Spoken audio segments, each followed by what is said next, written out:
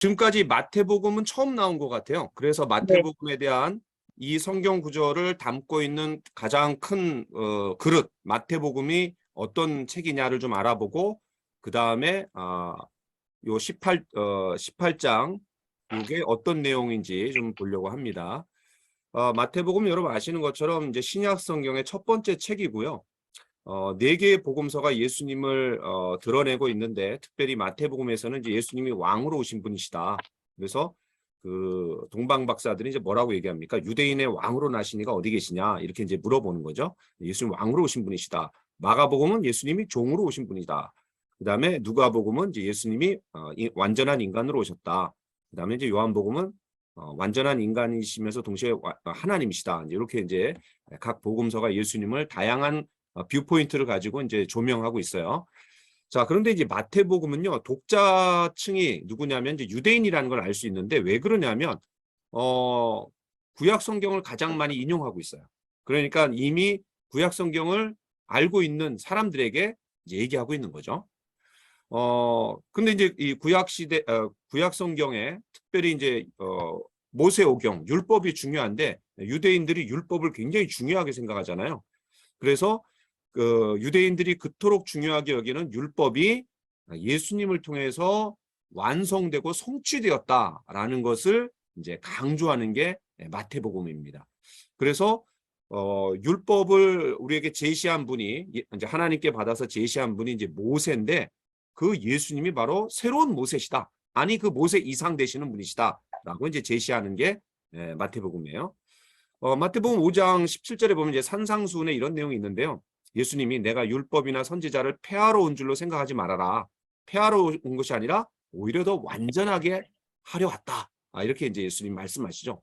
그러면서 반복되는 문구가 뭐냐면은 너희가 모세가 이렇게 말하는 거를 들었는데 나는 너에게 이르노니 그걸 더 확대해서 이제 설명을 하는 거죠. 예수님. 그런 식의 성경 구절들이 좀 있어요. 가령 예를 들면 제가 하나 소개를 한번 해볼게요. 여러분들 익히 잘 아시는 것 중에 자,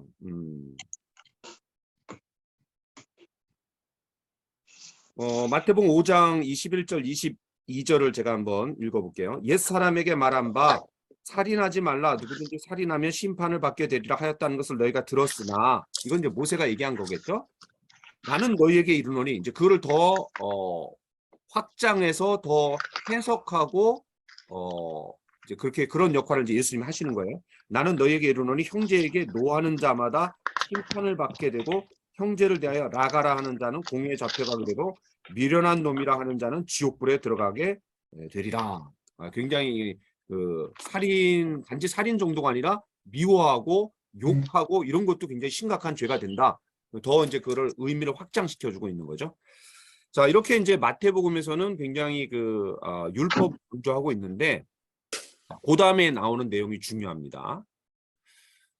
여러분 마태복음 28장 19, 20절 그러므로 너희는 가서 뭐 이렇게 이제 시작되는 지상명령을 아시는데 그 지상명령 끝부분에 뭐라 그랬냐면 내가 너에게 분부한 모든 것을 가르쳐 지키게 하라 했거든요. 그러면 예수님께서 분부한 모든 게 뭘까? 예수님이 분부한 모든 게 뭘까? 그게 이제 마태복음에 있겠죠. 그렇죠? 그래서 이 마태복음에 아주 중요한 5개의 가르침의 그룹이 있습니다. 이게 아주 키예요. 이거를 잘 알아야 돼요. 예수님이 내가 분부한 모든 것을 가르쳐 지키게 하라라고 얘기했기 때문에 그러면 마태복음에 나와 있는 예수님의 핵심적인 가르침 그룹이 5그룹이 나와요. 그런데 이게 4그룹도 아니고 3그룹도 아니고 5그룹은 이유가 뭐냐? 모세가 5개의 창세기, 출애굽기, 레위기, 민수기, 신명기 5개의 율법책을 제시한 것처럼 예수님도 똑같이 이 5개의 가르침을 주시는 거예요. 5개의 가르침. 자, 5장부터 7장까지는 산상수훈이고요. 예수님께서 산 위에서 주신 가르침이다. 그래서 산상수훈이고요. 이제 이거 한자죠, 한자. 자, 10장에는 예수님이 12제자를 이제 선택하세요. 그리고 그들을 전도 여행을 파송합니다. 그런데 어떻게 전도 여행하는지 가이드를 주세요. 전해야 될 메시지는 뭐고 또 복장은 어떻게 해야 되고 가서 그들이 받아들이면 어떻게 하고 받아들이지 않으면 어떻게 할 것이고 뭐 이런 자세한 가이드를 10장에 주세요. 그 다음에 13장에는 저 유명한 천국에 대한 비유, 뭐 씨 뿌리는 비유, 가라지 비유, 뭐 겨자씨 비유, 또 뭐 여러 가지 이제 그 보물 비유, 그물 비유 이렇게 갖고 비유가 한 7가지가 나오죠. 자, 그 다음에 이제 우리가 오늘 보려고 하는 그 구절이 들어있는 18장인데 요거는 이제 교회에 대한 가르침이 나와 있습니다. 교회에 대한 가르침. 자, 그 다음에 24장, 25장에서는 예수님이 이제 예루살렘 성에 들어가셔서 이제 잡히시기 전에 종말에 대한 가르침을 주십니다. 최근에 제가 이제 요한계시록 또 다니엘 말씀을 좀 이렇게 풀어냈는데 특별히 여기 요 부분에서 이제 종말에 가증한 것, 다니엘의 이제 적그리스도와 연관된 그다음에 전무후무한 엄청난 큰 환란이 있다. 이제 그게 이제 여기에 들어가 있어요. 요 내용 안에. 자, 그래서 여러분 머릿속에 탁 집어넣어야 되는 게 뭐냐면 마태복음은 유대인들을 대상으로 쓴 책이고 그리고 특별히 율법을 강조하고 있고 왜냐하면 유대인들이 이제 율법을 중요하게 여기니까. 그런데 예수님께서 내가 너에게 분부한 모든 것을 가르쳐 지키게 하라라고 했는데 그러면 그 분부하신 게 뭘까? 그게 5개의 가르침의 그룹이 들어가 있다라는 거죠. 4개도 아니고 3개도 아니고 5개인데 왜 그러냐? 모세가 창세기, 출애굽기, 레위기, 민수기, 신명기 5권을 율법으로 이스라엘 백성들에게 제시했던 것처럼 예수님은 그 새로운 모세시고 그 모세 그 이상이 되시는 분이시다라는 것을 이제 나타내 주는 거예요.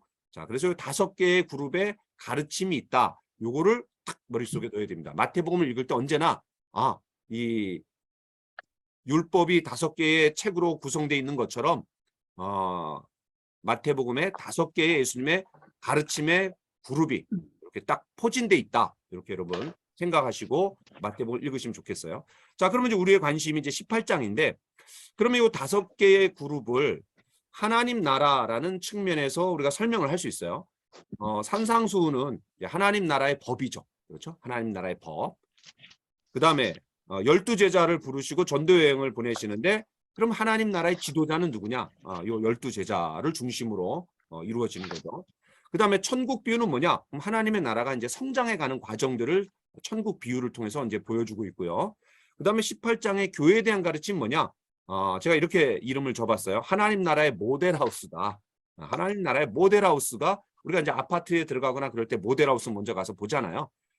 마찬가지로 그 하나님 나라, 천국에 대한 이 땅의 모델하우스 역할을 하는 게 교회다. 그렇게 이제 여러분 생각하시면 좋을 것 같고, 그 다음에 24장, 25장은 하나님 나라의 미래가 어떻게 되느냐, 요거를 알려주는 게 이제 종말에 대한 가르침이다. 이렇게 정리하면은 좀 잘 정리가 될 수 있을 것 같아요. 자, 그 다음에 이제 그러면 오늘 성경 말씀이 들어가 있는 4번째 그룹인 교회에 대한 가르침에 대해서 좀 잠깐 볼게요. 자, 이 18장은 크게 4부분으로 나눠집니다. 자, 1절부터 10절까지는 교회에서 하나님 나라에서 큰 사람이 누구냐? 바로 어린아이와 같이 겸손하게 자기를 낮추는 사람이 가장 큰 사람이다. 그래서 이제 누가 가장 크냐? 요 문제를 다루고 있고요. 11절은 없습니다. 네, 없어요. 그래서 이제 12절부터 14절이 잃은 양을 찾는 거. 99마리보다 잃은 한 양이 더 중요하다. 이렇게 하면서 교회가 해야 될 일이 잃은 양을 구원하는 일이 중요하다. 이제 교회 사명을 얘기하고 있고요. 그다음에 이제 15절부터 20절 우리 관심이 여기 이제 집중돼야 되죠. 왜냐하면 20절이 여기 들어가 있으니까. 15절부터 20절은 교회 이제 생활을 하면서 어떤 사람이 죄를 범해요. 그 죄를 범한 사람을 어떻게 치리를 할 거냐, 어떻게 징계할 거냐. 먼저는 너 혼자 가서 얘기해라. 너 혼자 가갖고 당신 이렇게 죄를 지면 되겠냐라고 얘기를 하는 거죠. 그래서 그거를 들으면은 다행인데 안 들을 수 있잖아요. 그럴 때는 한두 사람, 두세 사람을 데려가갖고 그 사람이 말할 때마다 그거를 증거를 이제 대는 거예요. 그 입증을 하면서 증인을 대갖고 두세 사람을 데리고 가서 얘기를 하는 거예요. 근데 그것도 안 들어요. 야, 그럼 굉장히 강팍한 사람이죠. 자기가 죄를 범한 게 확실한데 그럴 때는 어떻게 해요? 교회에다가 얘기해서 교회가 이제 권고를 하는 거예요.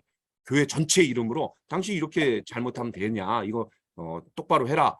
그런데도 안 들을 때 어떻게 해요? 이방인과 세리처럼 여기라는 거예요. 이방인과 세리처럼. 그 얘기 뭐냐면 세리와 이방인처럼 죄인들처럼 아주 무시하고 그냥 내팽겨치고 나몰라라 하라. 이제 그런 의미가 아니라 구원의 대상으로 복음을 다시 전해야 될 대상으로 여겨라, 귀하게 여겨라, 이런 의미예요. 자, 그러면서 나온 게 이제 20절입니다. 요런 맥락 가운데 두세 사람이 내 이름으로 모인 곳에는 나도 그들 중에 있느니라. 무슨 말입니까?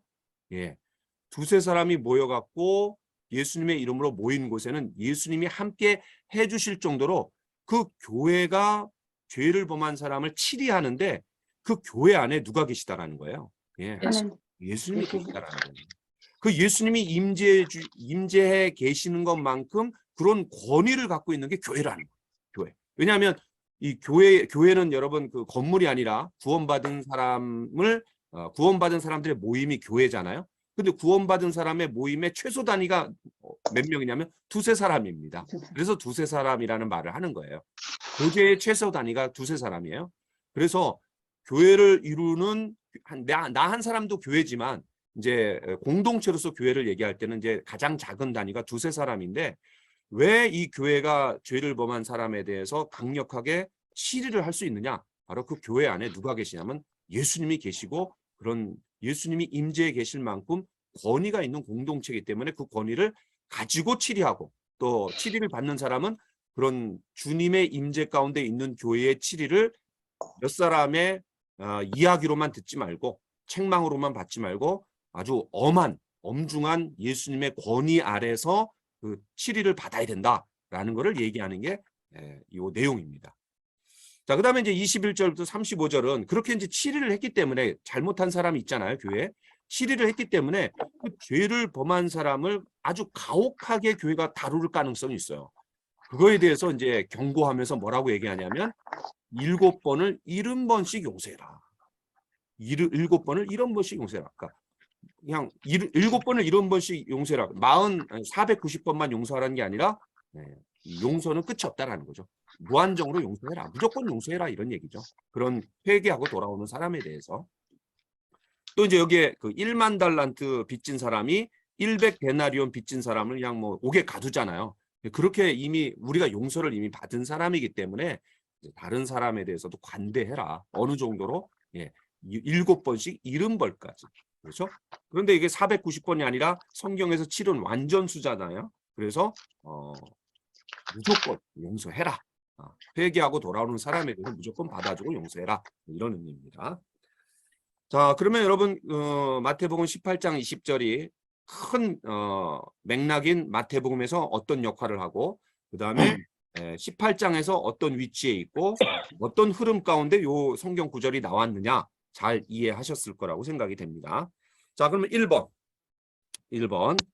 내 이름으로 모인다라는 것은 어떻게 하는 것입니까? 그럼 오늘 성경 구절이요. 두세 사람이 모인 곳에는 나도 그들 중에 함께 있느니라 이렇게 얘기하지 않습니다. 그렇게 얘기하지 않고 뭐라 하냐면 내 이름으로 모인 곳에. 그렇죠? 내 이름으로 모인 곳에. 그러니까 그리스도인들이 그냥 모였다고 해갖고 교제가 아니에요. 뭐 중심으로 모여야 돼요? 예수님 중심으로 모여야 돼요. 그래서 내 이름으로 모인다라는 것은 어떻게 하는 거냐? 그리스도인들의 모임인데 특별히 주님 중심적인 모임이에요. 그리스도인들이 모여갖고 뭐 자녀 얘기하고 자기가 뭐 아팠던 얘기하고 뭐 누구 만났던 얘기하고 뭐 이런 것도 교제에 포함될 수 있지만 그걸로 얘기하고 끝났다. 그거는요 그리스도인의 교제라고 얘기할 수가 없어요. 그런 것도 양념처럼 필요하겠지만 그리스도인들이 모였다라면 주님 중심적인 교제를 나눠야 된다는 거죠. 가령 예를 들면 오늘 들은 설교 말씀, 오늘 우리가 배운 성경 말씀, 또 자기가 큐티한 내용, 최근에 읽은 성경 구절, 또 자기가 하나님 말씀을 경험한 거, 또 자기가 하나님 말씀이 분명히 왔는데 거기에 불순종한 거, 뭐 이런 거를 중심으로 모여야지 뭐 엄한 거 그냥 주변적인 거 얘기하다가 그게 교제다. 이건 아니라는 거예요. 이해되셨죠? 네. 주님이 중심되고 주님이 높여지고 주님의 말씀이 중심이 되어서 나누어지는 그런 교제. 주님 중심적인 교제를 나눠야 된다. 이게 내 이름으로 모인다라는 것의 의미입니다. 그 다음에 두 번째. 교제에 대한 예수님의 약속. 그렇게 교제할 때 주님 중심적인 교제를 나눌 때 주님이 뭐를 약속해 주셨어요? 나도 그들 중에 함께 해주겠다. 나도 그들 중에 있겠다. 무슨 말이에요? 교제 가운데 주님께서 기뻐하시고 그런 교제를 축복해 주시고 그런 교제 위에 주님이 함께 해주시겠다. 뭐예요? 성도 간의 사랑도 느끼고 또 격려도 느끼고 또 우리가 갖고 있는 문제도 해결이 되고 또 같이 어떤 연합된 어떤 그런 힘을 경험하고 그렇죠? 그래서 주님이 말씀도 깨닫게 해주시고 격려도 해주시고 위로도 해주시고 여러 가지 주님이 함께 해주신다라는 증거를 이제 보여주시고 그래서 나도 그들 중에 있느니라 주님의 임재를 느끼고 또 주님이 함께 해주신다라는 여러 축복들을 우리에게 느끼게 또 경험하게 해주신다라는 거죠. 그 다음에 3번. 그러면 예수님이 함께 해주시는 교제에서 우리가 주님 중심으로 이제 교제할 때 내가 너희와 함께 해주겠다 그랬는데 그럼 예수님이 함께 해주시는 교제에서 당신이 누릴 수 있는 축복들은 구체적으로 무엇입니까? 이미 이번에서 좀 얘기를 했지만 자, 요거를 조금 제가 이렇게 한번 표현해 보겠습니다. 우리가 이제 다양한 예화가 있는데요. 기도에는 5가지가 있다 그러잖아요. 그렇죠? 찬양, 그 다음에 감사, 그 다음에 자백, 그 다음에 간구, 그 다음에 중복. 그리고 기도의 손 예화 이런 말도 우리가 이제 하고요. 그 다음에 성경 말씀을 꽉 잡아야 된다. 그래서 우리가 말씀의 손 예화 이런 것도 있는데 교제는요. 아무래도 우리가 이제 교제하러 가야 되잖아요. 그러니까 발바닥을 열심히 이제 발로 옮겨서 가는 거예요. 그래서 교제의 발 예화가 있어요. 교제의 발 예화. 근데 제가 이 그림을 찾아보니까 우리나라 그림에는 없더라고요. 그래서 이제 영어로 된 건데 여기 뭐라고 써 있냐면 The Fellowship Foot 이렇게 돼 있는데 교제의 발 예화 이렇게 이제 할 수 있어요. 교제의 발 예화. 자, 그러면 우리가 기도의 손 예화할 때 이 손의 5가지가 다양한 기도의 모습들인 것처럼 이제 교제의 발 하면 5개의 발가락이 있잖아요. 그래서 여기 있는 영어는 무시하세요. 여기에 나와 있는 뭐 sharing, 뭐 more than hanging out 이런 건 무시하고 제가 이제 몇 가지를 얘기하겠습니다. 자, 엄지발가락에 해당되는 건 뭐냐면요. 우리가 교제할 때 그리스도인들이 함께 교제할 때 굉장히 격려를 얻습니다. 격려를 얻어요. 여러분 히브리서 10장 24절 25절 이제 나중에 우리가 암송할 텐데 서로 돌아보아 사랑과 선행을 격려하는 그렇죠. 잘하고 있는 거 격려해주고 또 잘 못하고 있는 거 더 잘할 수 있도록 도와주고 그래서 우리가 그리스도인들이 함께 교제할 때 격려가 딱 되는 거예요. 우리가 혼자 암송할 수도 있지만 이렇게 12명이 같이 13명이 같이 암송하니까 참 이게 격려가 되잖아요. 그렇죠? 마찬가지입니다. 그리스도인들이 함께 할 때 참 격려가 돼요. 나 혼자만 이렇게 신앙의 삶을 힘들게 살아가는 게 아니구나. 함께 이렇게 주님의 말씀대로 살아가려고 하는 그런 뜨거운 열정을 갖고 있는 사람들이 있구나. 그럴 때 이제 그게 굉장히 격려가 되는 거고. 엄지발가락은 무엇보다도 우리가 교제에 이제 함께 할 때 주님이 함께 해주시는 교제의 특징, 축복이 뭐냐면 격려입니다. 격려를 우리가 받는 거예요. 두 번째는 뭐냐면 안전입니다. 안전. 이 영적인 천하장사는 없습니다. 영적인 천하장사는 누구도 함께 교제 가운데 안전하게 보호를 받아야 됩니다. 그래서 여러분 그 동물의 왕국에 보면은 이제 사자의 먹이, 맹수의 먹이가 되는 게 뭐냐면 이 대열에서 이탈해 있는 빈둥빈둥 이렇게 혼자 방황하고 있는 그런 게 이제 사자의 표범의 호랑이의 이제 표적이 되는 것처럼 마찬가지죠. 이 교제 가운데 떨어지면은 혼자 있으면은 이제 엄한 생각이 들고 마귀가 유혹하기 쉽고 그러죠. 성경의 대표적인 사람이 누구냐면 이제 도마입니다. 예수님이 부활하셨을 때 제자들하고 함께 있었던 사람들은 굉장히 예수님 만나고 이제 격려를 얻었어요. 그런데 도마가 뭐라 그러죠? 내가 그 손을 만져보고 그 옆구리에 손 넣어보지 않고 절대 믿을 수 없다. 이제 왜 그러냐면 그 그룹에서 이제 이탈해 있었어요. 그러다 보니까 이제 엄한 생각하고 부정적인 생각에 사로잡히고 주님이 함께 해주시고 마음이 뜨거워졌던 제자들의 얘기를 무시하고 이제 그렇게 했던 거죠. 도마. 자, 그래서 두 번째는 두 번째 발가락은 우리를 안전하게 보호해 주신다. 그러면 그리스도인들이 함께 교제할 때 우리가 안전하게 보호되는 거예요. 그러니까 혼자 있기를 즐기는 사람치고 영적인 삶을 건강하게 살아가는 사람들은 없습니다. 이거는 그리스도인의 삶이 아닌 거죠. 자, 세 번째는 뭐냐면 우리가 함께 할 때 훈련을 받을 수 있습니다. 함께. 그래서 그리스도인들이 함께 할 때 훈련. 그러니까 지금 우리가 암송 묵상 캠프도 마찬가지죠. 혼자 잘 안 됩니다. 함께 격려하면서 훈련을 자꾸 이제 이렇게 격려하는 거죠. 그렇죠? 이 훈련을 잘 암송하는 훈련을 잘 해나갈 수 있도록 교제권 안에서 해나가는 거죠. 자, 그 다음에 네 번째는 팀워크입니다. 팀워크. 예, 팀워크. 한 사람보다 두세 사람보다 5사람, 10사람이 함께 한 목표를 가지고 탁 그냥 모여갖고 뭔가를 할 때 굉장히 폭발적인 힘을 발휘할 수 있는데 그게 이제 팀워크의 힘이죠. 팀워크를 우리가 이제 탁 갖고 뭔가를 일을 성취해 나갈 수 있는 거죠. 우리가 교회 안에서 성도들과 함께 있기 때문에 세계 선교를 위해서도 한 2천만 원 정도라는 엄청난 이 금액을 정말 선교를 위해서 우리가 물질과 마음과 기도를 보내갖고 세계 선교를 감당할 수 있는 거잖아요. 한두 사람이 하면 뭐 얼마나 힘이 약할 겁니다. 같이 할 때 이 팀워크에 이제 힘이 있는 거죠. 자, 그 다음에 5번째는 비전입니다. 비전. 비전. 주님이 주신 어떤 비전이 있어요. 세계에 복음화라는 어떤 비전. 그렇죠? 이런 비전을 우리가 함께 성취해 나갈 수 있는 게 왜 그러냐? 우리가 함께 교제 가운데 있기 때문에 꾸준히 그런 목표를 제시하고 또 그 비전을 성취하기 위해서 함께 연합할 수 있는 거죠. 자, 그래서 이 그리스도인의 공동체가 이제 비전의 공동체인데 뚜렷한 목표 의식을 가지고 이제 나아가는 공동체인데 우리가 함께 교제 가운데 이런 5가지의 그런 축복을 더 뭐 많이 있지만 요거를 이제 추려갖고 5가지로 얘기한다면 첫 번째는 격려를 얻을 수 있고 두 번째는 안전하게 보호되고 세 번째는 훈련이 이루어지고 네 번째는 팀워크 가운데 연합된 어떤 폭발적인 힘을 발휘할 수 있고 그다음 5번째는 주님이 주신 비전을 성취해 나가는 그런 이 그룹이 될 수 있다.